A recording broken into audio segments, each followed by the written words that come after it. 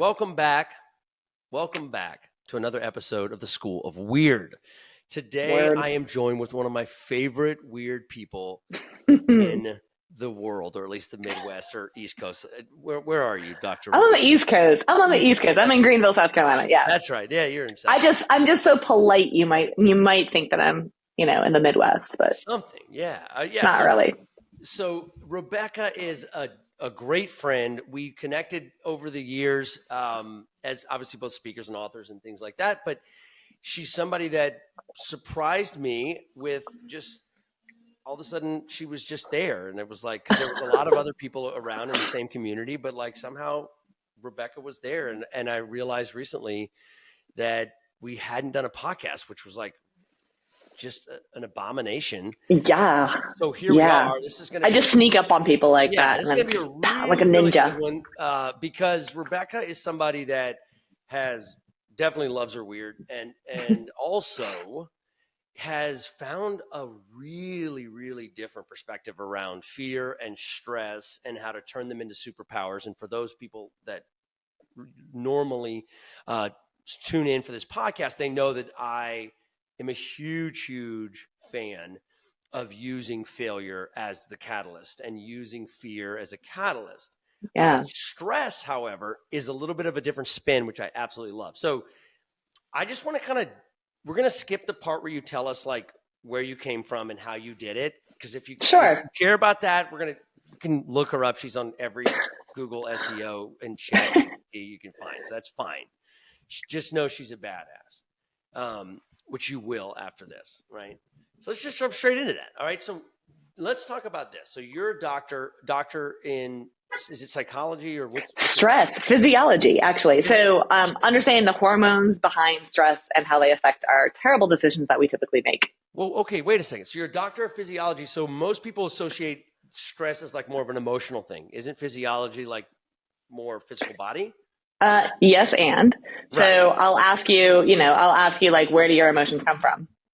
And if I flood you with testosterone and cortisol, I guarantee you, I know what emotion is going to come up. And if I flood you with another set of hormones, I can pretty much predict your hormonal profile based on the emotion that you're having and vice versa. So, so often one of my favorite things to tell people is like, we think that we smile because we're happy.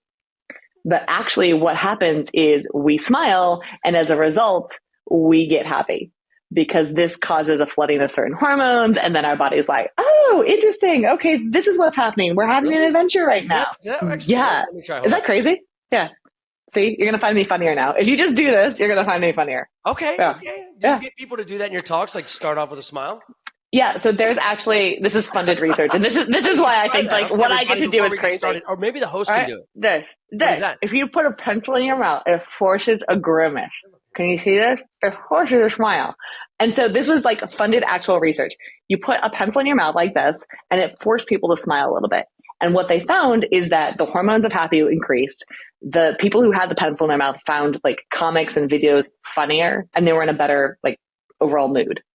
So again, this is not like made up my opinion. Talk about like a really annoying subject, pencil in the mouth. Got it. Yeah. And it also keeps me from some interrupting her. Could be it's fine. Value here. Okay, so you get to a talk? Does the MC? They're like, before we get started and I introduce the next speaker, please put a pencil in your mouth. I wish. I mean, I do actually play with my audience sometimes in like. I talked to them about if I came on stage and I kind of like hunched over and my voice got really low and I kind of just like looked up like really coyly like, hey, my name is Rebecca. Yeah. I think I've seen you do this bit. Like play a little bit like I'm really nervous. Really what ends up happening? Yeah. Together. Right. What ends up happening is my audience becomes anxious because they're feeling that anxiety that I'm having. And as a result, it feeds my anxiety. And we have this emotional connection because, humans catch feelings. That's literally what we do. We're super emotionally contagious because we've got these like mirror neurons in our bodies that like help us respond to the other people that we're seeing. And so I talk to people about their stress and how they show up. And if they're hunched over and scared and like presenting like this, oh gosh, this is going to be terrible, guys, I don't know. Then the audience or whoever they're speaking to feels that anxiety, replicates it, and it creates this cycle. Whereas even if I am nervous, if I show up force that smile, throw my shoulders back, the anxiety doesn't go away. But I also, on top of that anxiety, begin to feel excited. Throw the shoulders back too. Yeah, you gotta be big, like get that little New York swagger, I definitely don't walk up half cocked. Jump. That ain't happening.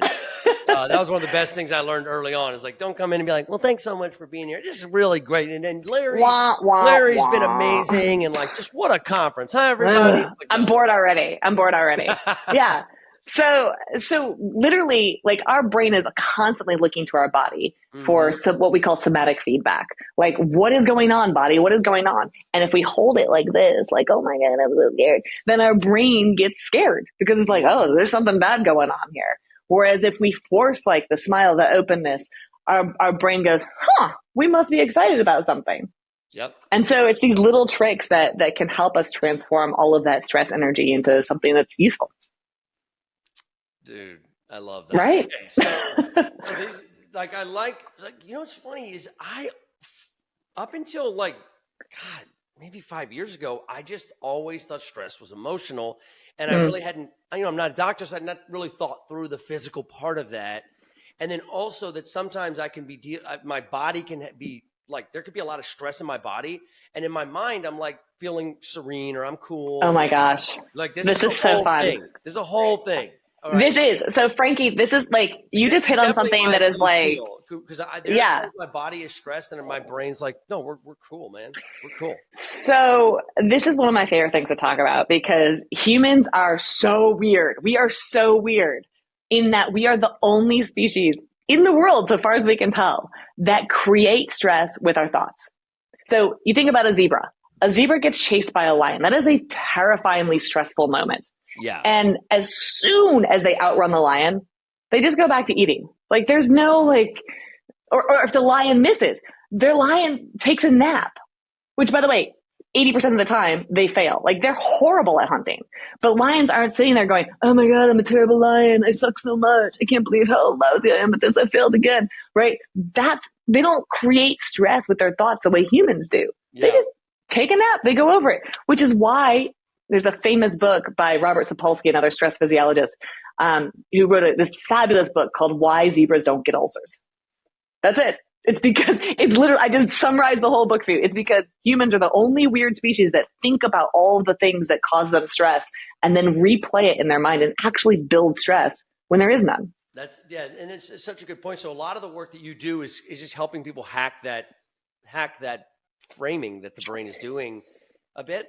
Yeah, kind of. I mean, and in just recognizing that stress isn't good or bad, right? Like, think about this. You go for a run or you work out, right? You put your body under stress, like a tremendous amount of stress.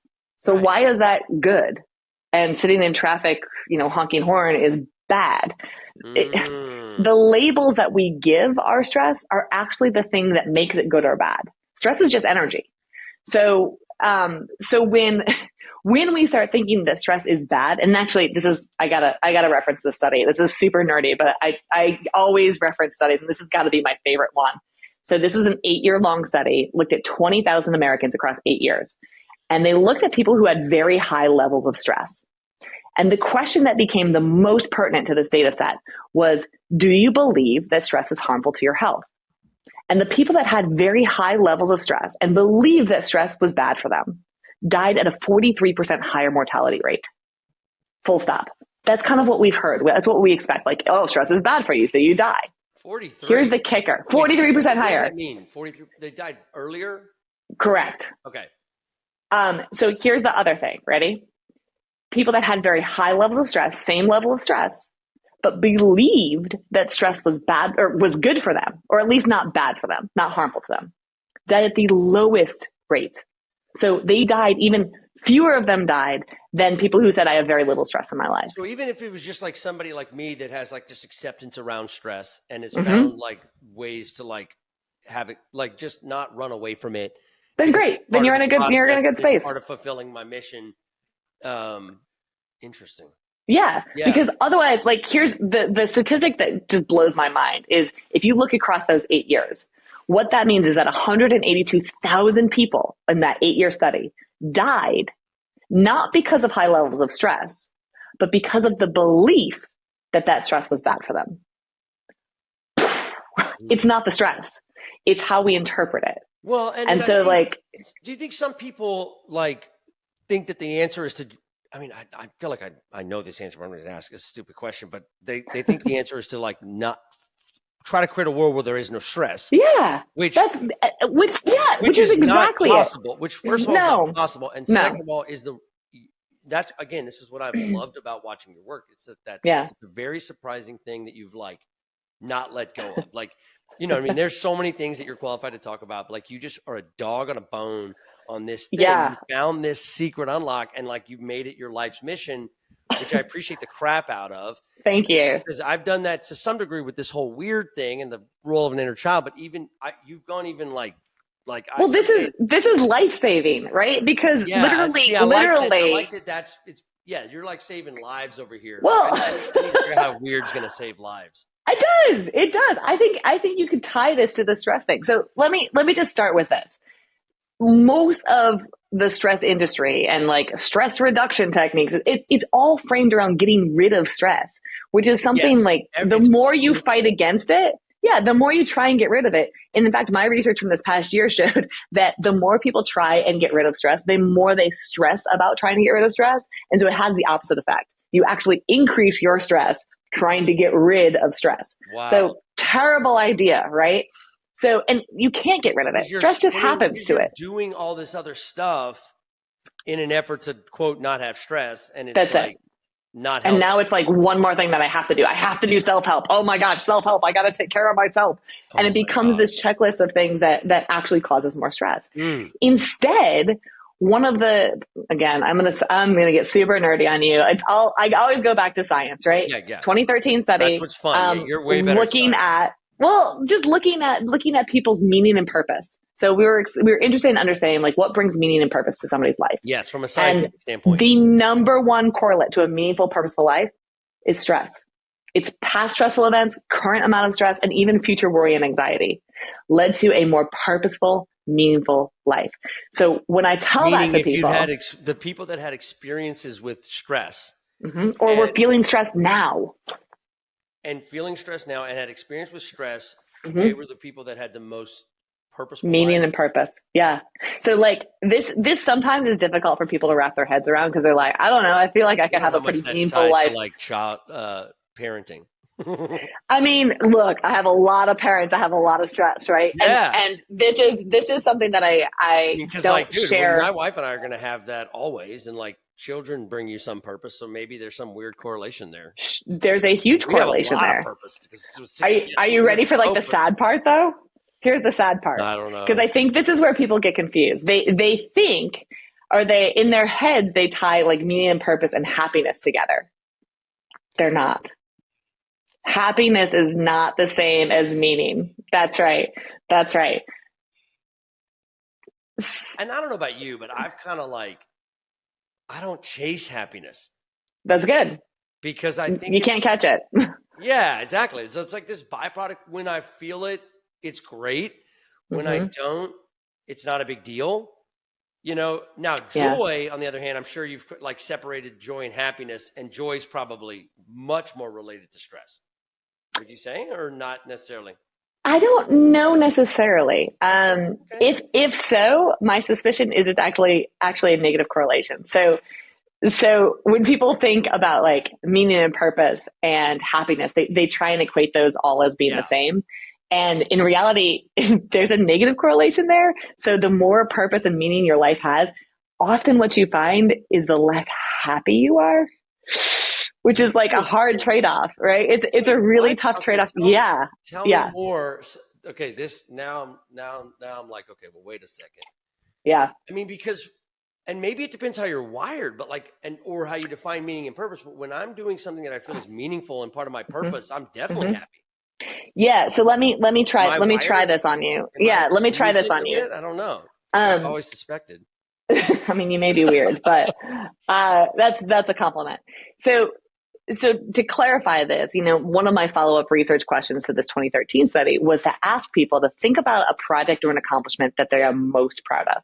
So I'm going to ask you to do that right now. Think about a project or an accomplishment that you are most proud of. Cool? Yeah. All right. Now go back in time to when you were in the middle of that project. What was your stress level? Scale of 1 to 100. So I'm going to go back to the beginning of phase 1 of that project. No. Middle of the project. Middle of the project. Like, okay, yeah, smack in the middle. Can I tell you what it is? Because maybe I grabbed the wrong thing, but like, what was your stress? I would say my stress level would be like a 50 to 60 from like let's call it a 60. Let's call it a 60. Okay, so you're a little weird. You're in the 23% of people that said they were like kind of in this mid-range. By the way, I'm rounding up. Yeah, the vast majority of people have a lot more stress. No. Yeah. So you're weird, which is fine. I'm very, but that also I'm very probably means because yes. Should I tell you what it was? Yeah, sure. If you want to. Okay. So I've been sober from drugs and alcohol for 17 years. Yeah. And when you said accomplishment, like one thing was like, cool, I built the fastest growing companies in America and then sold it to a Fortune 500. Yeah. Like that's a 90, honestly, on that. Yeah. But I immediately put that over here because that's not the meaning and purpose. That's not my meaning and purpose. Interesting. Yeah. So your meaning and purpose was in the middle of becoming sober. I still believe that my meaning and purpose was the fact that I created this great thing in the capitalist matrix, then I would say that I was a 90. Sure.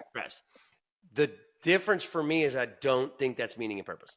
Now, cool. What I do as a result of having done that now, where I help people and organizations with that, like that's meaning and purpose. So I was able to, that thing became meaning and purpose with my actions today.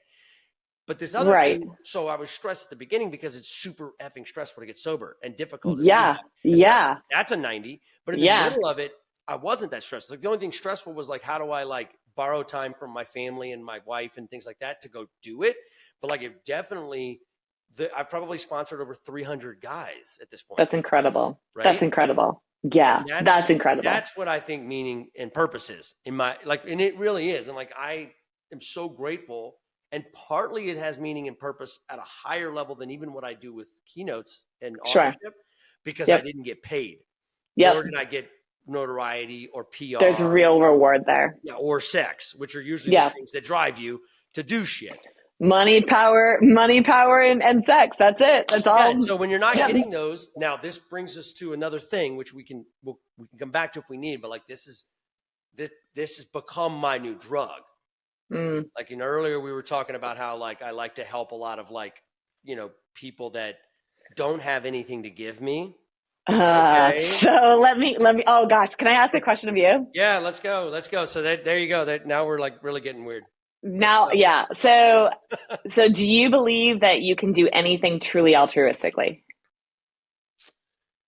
Honestly, no. Yeah, I'm with you. I'm in the same camp. Like I'm going to tell you right now, and that's why I call it a drug. And some people like to argue with me because I've had people come up to me like that are like not drug addicts, alcoholics. I've had plenty of them tell me this, but I've had a lot of like people that are keynote speakers and authors and things like that. And they're like, your generosity game is like at a whole nother level. Like, I don't even understand it. And these are super sweet, very generous, like not anti-narcissistic folks that are telling me this. Yeah. Like, what are you talking about? No, you're wonderful. It's like, no, it's another level. I said, well, all I can tell you is that there is one thing that I chase that's very, very different for altruism. And the byproduct is altruism. Sure. But the chase is not altruism. The chase is the way it is that there's a helper's high, okay, that the brain emits shit about. I'm not even going to start to say it. You're good. You got it. All the shit that like my brain gives me and my body gives me when I'm doing drugs. Yep. All those dopamine hits. Yep. That comes out when I help somebody else unconditionally. Okay. Now that unconditional part is not that easy to find because kids, wife, conditional, work, conditional. So it's why like becoming a drug addict and alcoholic became this incredible gift is because I found a space where it's like very easy to find ways to do that obviously it kept me sober, but like if you're sober for a while, like that's just staying dry or clean or whatever, that's not freaking enough. If you're a drug addict, you're always a drug addict and you always want more, and you want something that you like the effects of. Dude, you're giving me, you're okay. All right. I'm doing it to get high. Now they're getting help. Their lives are transformed. Their moms Great. are thanking me. It's Great. wonderful. But like, Yeah. I never lose sight of the fact that I'm doing it because I want to get high, and I don't. Oh my God, that. we all chase this. Dude, yeah, we all chase this. And I'm not gonna. And like, dude, tell me I'm bad. I mean, I'm not. No, I don't think it's a bad thing.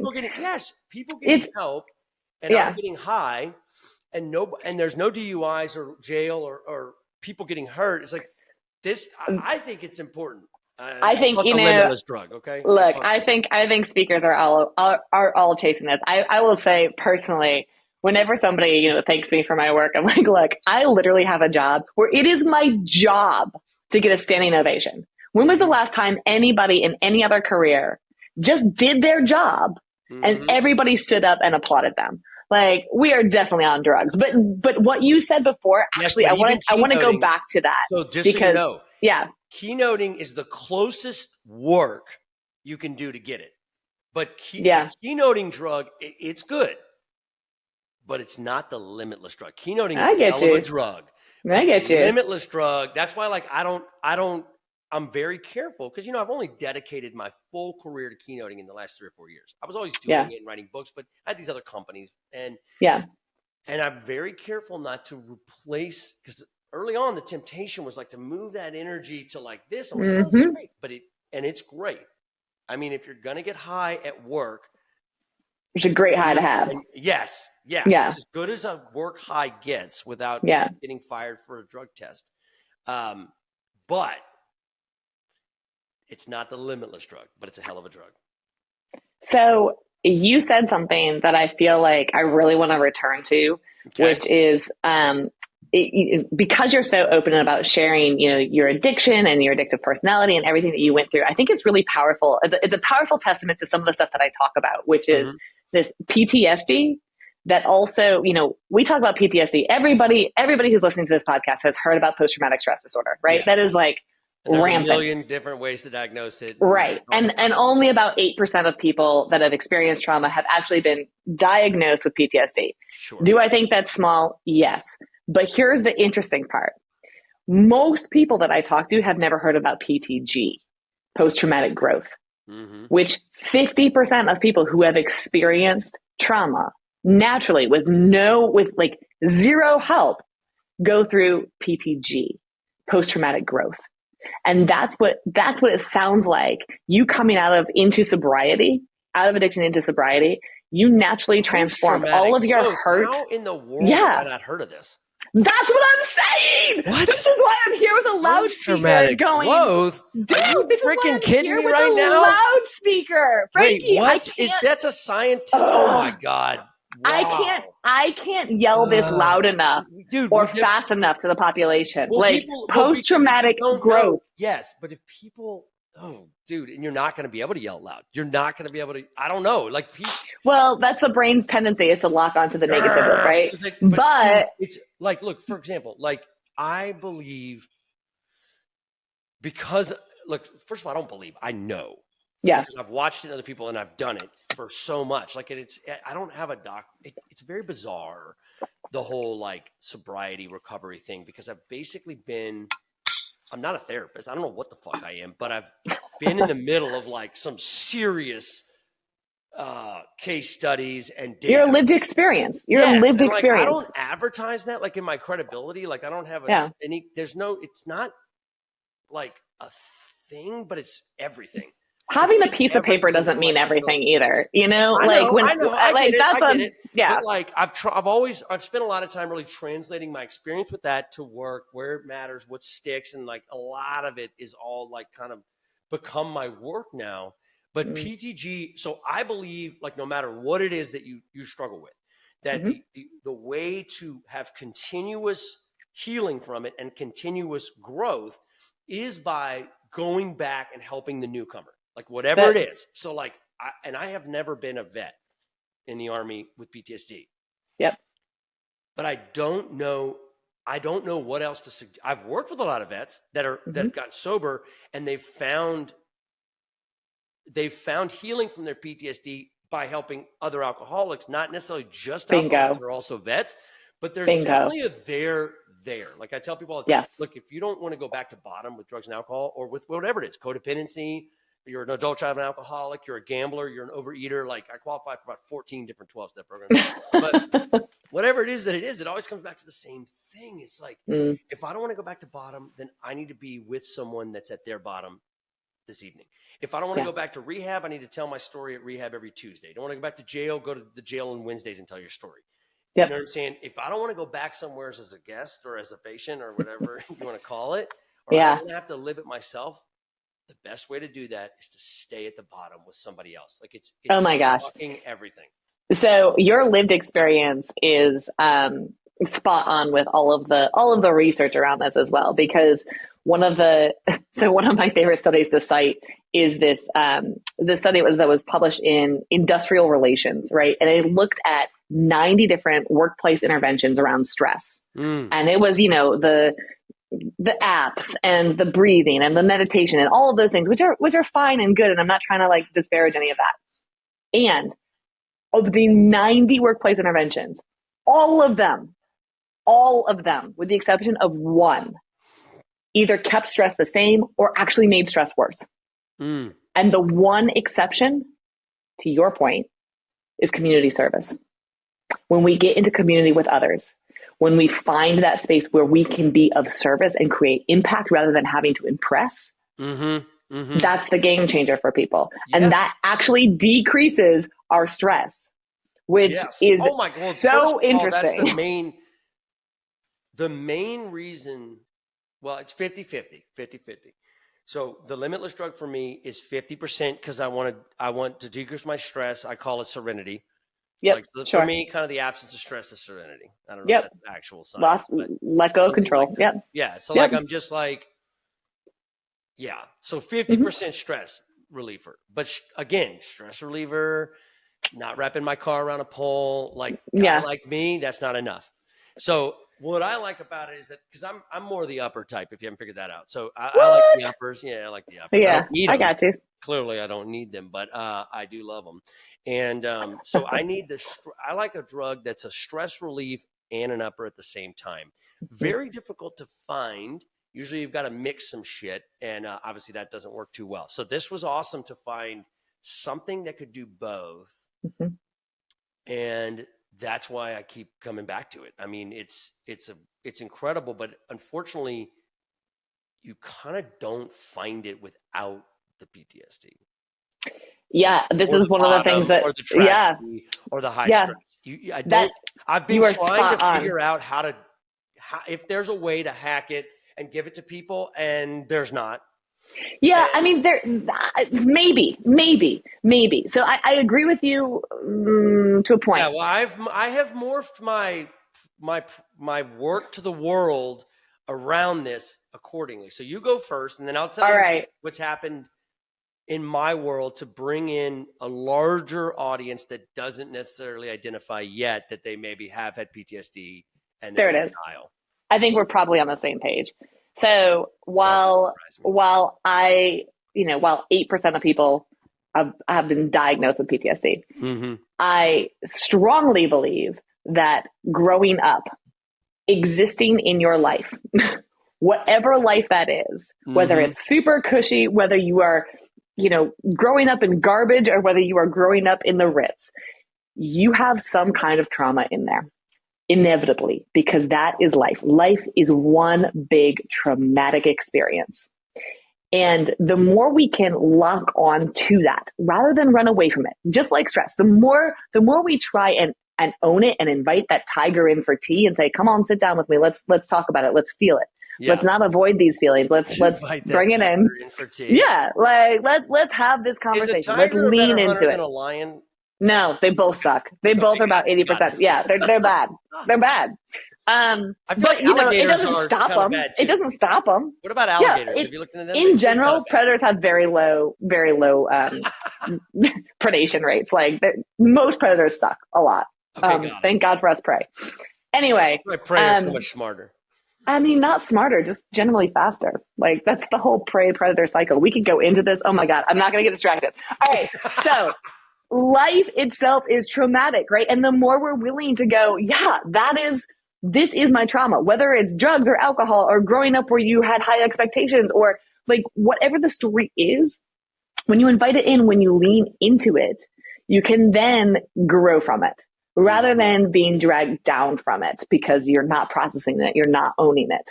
So that's my hot take. So tell me where you land on this. Yeah. So basically, one of the things that I've come to realize in this world is that right and wrong, good and bad is the wrong question. Black and white, yeah. It's just the wrong question. What? And in most of the like religious texts out there, it kind of points back to this same concept of like, which has been twisted. Most religious texts have been kind of twisted into like right and wrong is this. These are the 10 things you do. Blah, sure. Blah, blah. But the truth is like if you go back to it, and there's a reason I'm bringing this up because it's led me to a very, very important north. But so what happens is that you've got this idea that like everybody's attached to of right and wrong, and like it affects so much, like stress that leads to shame and everything else. And the fact is, it's the 100% the wrong question. In fact, it was the one thing that if you're looking at the fable of the Bible, for example, they said one thing you don't do is eat a tree that's going to give you this knowledge. And most people think of that as like, well, they think of it. I ask people all the time. I said, why was that? And they're like, well, it was a test. Or if you don't have free will, you're not in a relationship. And I was like, no, it's not none of that. No, it's not. It was a gift. It was a gift. The gift was, this is not how we're supposed to freaking think and navigate life. Because the second I have the knowledge of good and evil or right and wrong, what do? Judge. That's it. I start by judging you, but what's way worse than judging you is the way I judge myself. Right. And so what I've come to realize is that there is no right and wrong. There's no good and evil. There's only one north. And that is, do I have to lie about it? That's the only question I have to ask. Like, honesty is the north. Follow me on this. So do I have to lie to you, Rebecca? Number one, or worse, do I have to lie to myself? If I'm trying to make a decision, like, because right and wrong, you think about, there's a lot of opinions on this. I've talked about this to a lot of people, like this idea of like 9/11. Two planes going to the towers, 6,000 plus people die. Was that right or wrong? What's the judgment that I'm passing? Is it right to drive to end a person's life? People die. Yeah, it's wrong. I mean, I know where you're going with this. I'm not. You better say it's wrong. We're on tape. Look, I'm a New Yorker. You know where I stand on this. So, it's a stupid question, basically. But right now, there's two people somewheres that not only thought it was right, they thought that God told them to do it. So are they right or are we right? That's right. And so we can sit here and debate it all the time, but like the fact is it's the wrong fucking question. Here's the right question. How many lies over how many years did they have to tell to get those planes into the towers? That's the question. So when we're debating, is this right or is this wrong? All I have to do is really go back to one question. Do I have to lie to you about it? Or do I have to lie to me about it? And then all of a sudden, that's the framework. The truth is what inevitably.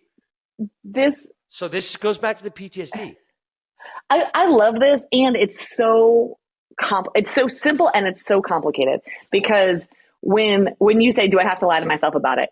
We are as humans instinctively, our brains lie to us. Yes. So instinctively, as part of protecting us, we protect ourselves. It's the good part of the ego. Yeah. And so this whole, I love the idea. I love the concept. I'm bought in fully. And you damn well better have really smart, really honest people in your life to make sure that they are looking you and saying to you, Frankie, you're lying to yourself. That's right. And Rebecca, you're lying to yourself. Right. So because God, that's hard. Okay. All right. So that's why we could go. Yeah, we're going to have to do a second podcast, but I know. The fact on every level. But the fact is that like we can't do it alone. That's like absolutely its own podcast. Yeah. Because we can't. But starts with me saying honest is my religion. Okay. I love that. Then the requirement for how people I need in my life, because the problem with denial is you can't see it. That's the whole thing. Who is true? Denial, where I was going with this as far as my work now, it's like for a long time I was like trying to help people that were at bottom, or people that were bankrupt, or people that were in a terrible position. But most of the people I work with aren't there, at least not yet. They're in something that I call the stagnation spiral, which I think I mentioned to you. Yeah. The first trait of the stagnation spiral is denial. So you most of the time don't know you're in it. Right? You do know usually if you feel like, me or my coworkers are in status quo, or we have a lot of silos at the company, rigid processes, and people are in general disengaged, which are the other horsemen of the spiral. Yeah. But the reason I brought it up is because like I've found that like with PTSD, let's go back to that for a second. Like some people have I don't know if mild PTSD is a word. Sure, let's go with that. Yeah. Whatever it is, you know what I mean though? It's like there's this extreme trauma or extreme PTSD. That's the obvious stuff. The stuff that happens as a kid. The shakes when you have that. When we were overseas. That's the obvious stuff. It's the non-obvious stuff that has infected so many of the people that we work with. Which was why I think denial is so critical in this, because it's not a free fall, it's stagnation. So, Frankie, this is why we need to have these conversations more often, because I literally have a tool in that new book back there. Yes. Yes, I am shamelessly pitching. How do you I am shamelessly pitching this. No, I was going to bring it up. Bring the book out. I ordered mine. It says September 2nd. Why do you have one? Advanced copy. Advanced copy. Like a crazy. Are y'all still editing it? I mean, I'm always editing. I'm always editing. No, it's full. It's full. So I looked at the beginning of this podcast just to double check, by the way. September 2nd. It's there. I really want to make it trust me for my people. So here's the thing that I wanted to pull out from this. Go. In one of the chapters, and actually I have it on my website now, so like you don't have to wait for the book. There's something called the cumulative stress spring load.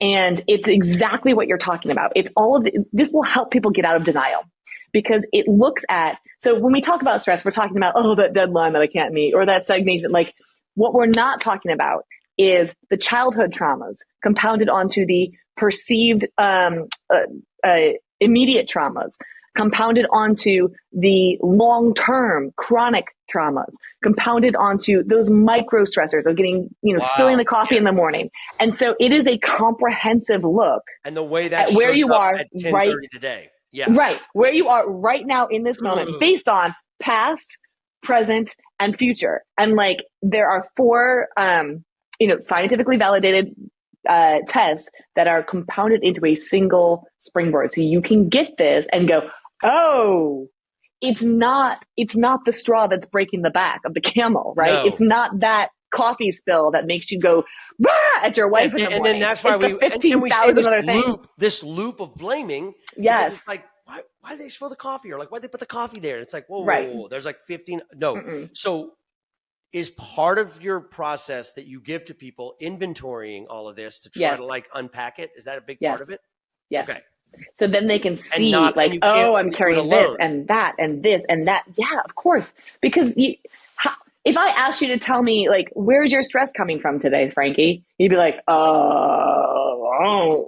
this happened yesterday. Things. Yes. Yeah, this happened this morning. Shit. Yes. Mm-hmm. The last thing I would say is something from 8 years old. Exactly. And so that's kind of the tool to say, okay, that's fine. That is a part of it. And when we get to the bottom, when we start to expose all of the other things we're carrying, we go, you know what? This isn't about where you placed the coffee this morning. Mm-hmm. Let me take ownership. Let me start this process to get out of this spiral that you're talking about. So at the end result, as we wrap up here, the end result is this acceptance and ownership that allows you to move forward in a very, very unique way. There it is. Yeah. There it is. There you see, here we go. So now we just finish each other's keynotes. Right. Okay. Right. Well, by the way, going to Kansas City on Monday is one of the things you sent me.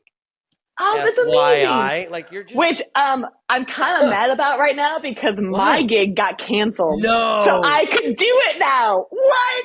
Well, Oh, I know. well then just It's come okay. and I'll watch you. It's fine. All right. Nope. I'm She totally wants happy. a bunch of AI stuff. Thrilled. I don't know how much stuff you're doing in AI, but none. No, you got this. I'm doing You're the better 2 choice. days of like You're the better rabbit choice. hole AI. You're gonna I don't know if you knock it out of the park. You're gonna knock it out of the park. They are lucky to have you. Kansas City, look out. It's gonna be fun. I mean, those types of facilitated sessions. I mean, it's gonna For be sure. in such a good way. It's the best thing. Well, thank you so much for being on the show. I know how busy you are. Like, I mean, I'm kind of shocked we even put this together with our road. I know. But I know. I'm thrilled. If everybody wants to find you, I'm not even going to give your website. Just Google or RebeccaHeiss.com. No, don't even Google. I mean, Google doesn't work. Go to just ChatGPT about Rebecca Heiss. No, don't ask. They won't know. I'm too new on the scene. Just check out. Chat knows. Chat knows. Oh, okay. Thank you. Oh yeah.